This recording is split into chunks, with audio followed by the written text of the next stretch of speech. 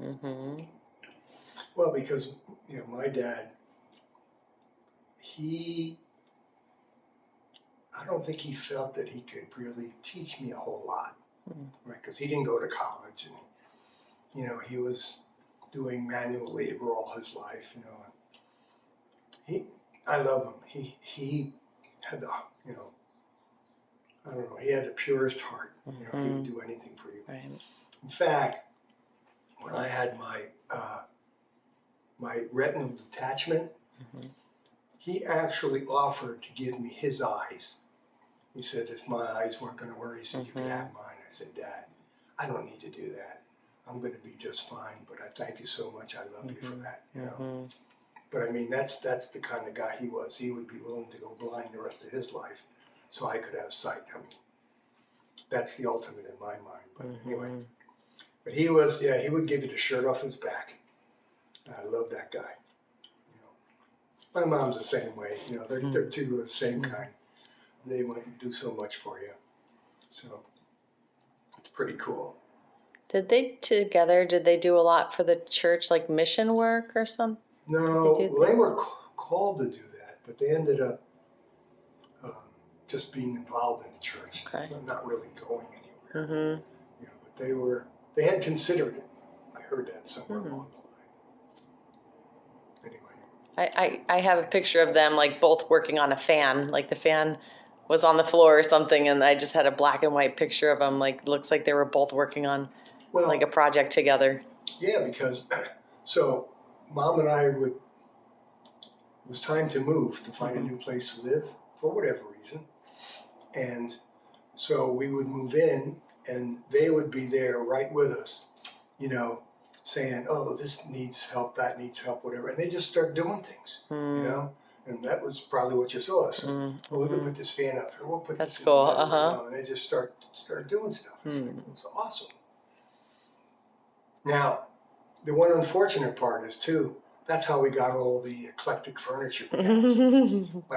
My mom would see something and she'd say, oh, that would look nice in their kitchen or in their dining room or whatever, living room. And it's like, yeah, it's nice, but it doesn't go with anything else. I remember the lamp with like the mermaids on it. Yeah, that's what I'm saying. It's like, this is weird, but okay, and so we put it in there and we didn't say anything. It was just like, okay. It was just fun. Eclectic. It was fun, but God bless them. Their heart was in the right place. Right. And that was the most important thing that we were observing. So. Yeah, they both had that love of God. They both had that. Absolutely. And they wanted the best for us. And they both knew they wanted me. Basically, they wanted to provide a way for me to stand on their shoulders and get ahead further than they did. They didn't have those opportunities. My mom, if she'd have been able to go to school and something, she would have had her PhD and her whatever the heck else. And I mean, she had it all together. She would whiz bang, it's like, but she was one of 16 kids. Right. And she was in the middle and she was short. So she didn't fit into the whole system, but she would help her brothers and sisters with their homework because she understood all this stuff. She'd see it once and boom, she had it and she knew what was going on. So she was helping the girl that was in the grade ahead of her do her homework. So when she got there, well, this is nothing, and do the next one and stuff like that. But she always got put with the lower grades because of her size when it came like on the communion parade around the church and stuff, And but she was amazing, I tell you. There was no stopping her, and it's the same way today. That's why she's still here. She hasn't found the brake pedal yet. But, we love her. It's wonderful. She's 98 now. It's great that they found us. Oh yeah, and the story about the nursery. I think I was talking about all that. I don't think I told you this. So they were, they couldn't have a child, so they were open to adoption, and they were going through the parish that they belonged to. So they talked to the priest and said, we'd like to adopt a baby. And he said, I have a couple here that has to give their baby up for adoption. I think something might work out here. But they didn't want to just make it happen, just force it to happen, So when it came time to adopt me, they took, I was living in the nursing home or whatever they call it there. Mm-hmm. Anyway, so there were cribs, wall-to-wall cribs, and they just put me in there with everybody else. And so they told my parents, well, you want to adopt? Well, here are the children available for adoption. Come in and take a look, right?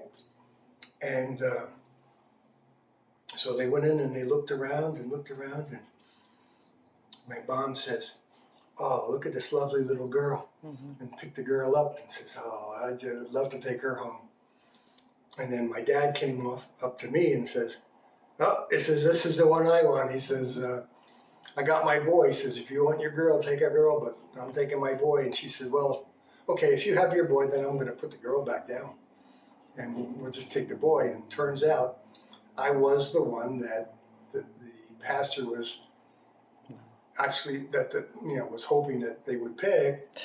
So it was like a miracle almost, and the people then were so happy that I was going with him. So for years after, my mother stayed in touch with the pastor and kept relaying information back to him about how I was doing.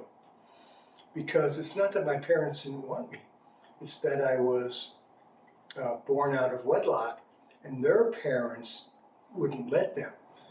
They were doctors and lawyers, and this was a disgrace to have a baby out of wedlock, and you couldn't do that, whatever. So he was happy to hear things about me and how I was doing, and he would feed that information back to my mother.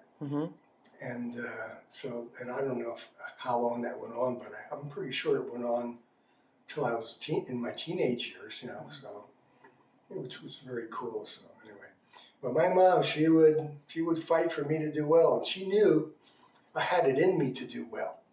So she made sure that she got me set up for situations where I could succeed, like going to Lehigh, which actually was beyond my reach when I first got there. But it caused me to stretch and grow. And, after nearly flunking out and then taking courses to make up for what I was failing at, I gradually got my feet under me, and, I was getting A's by the time I reached my senior year. So I gradually got there, but, still only had like a 2.0 grade average because I had so many bad marks early on. But I tried to go into engineering. That didn't really work. So I went into business, and I realized if I'm going into business, I should go into accounting. So I got into accounting, and there it is. That worked out perfectly because I could take that accounting anywhere in any business and apply it. And then when I became the auditor at Penske's, that was even better because now I got involved in all the departments, and I could see how they all blended together and worked together. And it was just the tip of the iceberg of my success. So it worked out great. One step at a time, just keep moving forward and keep climbing higher. That's all I had to do.